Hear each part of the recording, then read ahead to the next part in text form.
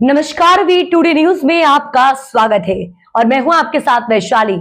आइए देखते हैं खबर विस्तार से। प्रदेश में हजारों टन गेहूं कथित रूप से गायब होने के मामले को लेकर नेता प्रतिपक्ष उमंग सिंघार ने राज्य सरकार पर सवाल उठाए हैं। उन्होंने मामले की निष्पक्ष जांच की मांग करते हुए कहा कि जनता के पैसे और सरकारी संसाधनों का पूरा हिसाब सरकार को देना चाहिए।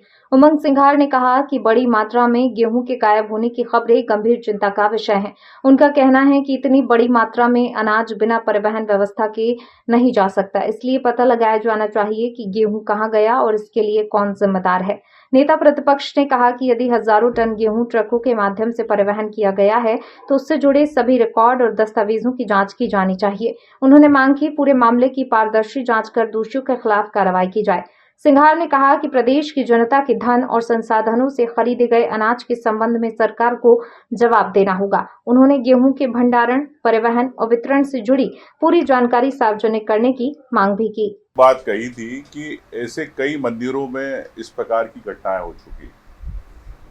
राम राजा सरकार के मंदिर में 9 साल पहले घटना घटी, आज तक उसमें जांच चल रही है, लेकिन मंदिर के अंदर जो चोरी हुई उसके बारे में आज तक सरकार ने 9 साल लग गए।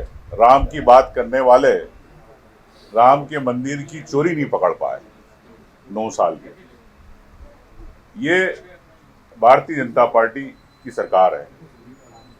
आपने अयोध्या का मंदिर की चोरी आपने देखी, चंपत राय चंपत हो गए। अब बगलामुखी माँ देवी जो एक मध्य प्रदेश के अंदर पूरे देश के श्रद्धालु आते हैं, उस मंदिर में चोरी हो गई।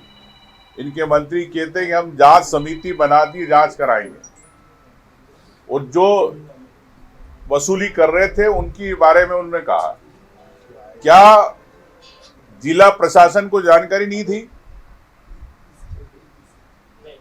क्या सरकार को जानकारी नहीं थी? क्या सरकार की सूचना तंत्र इंटेलिजेंस को जानकारी नहीं थी कि इस प्रकार से यहाँ पे वसूली की जा रही है?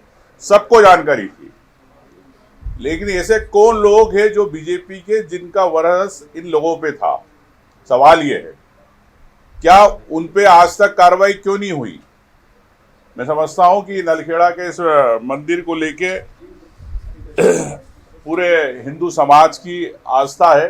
मैं भी कई बार गया हूं।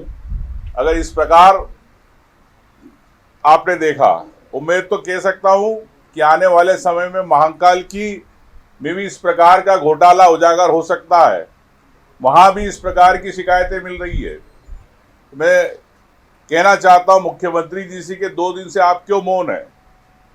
क्या चंपत राय के कारण मौन है कि प्रदेश में इस प्रकार मंदिरों में चोरियां हो रही है? हिंदू आस्था को लेके जो उनका चढ़ावा जाता है, धार्मिक श्रद्धालु चढ़ाते हैं, वो किसकी जेब में जा रहा है? कौन लोग है इसके पीछे? क्या सरकार, मुख्यमंत्री जी मौन अपना खोलेंगे? क्या जांच कराएंगे? मैं ये जानना चाहता हूं।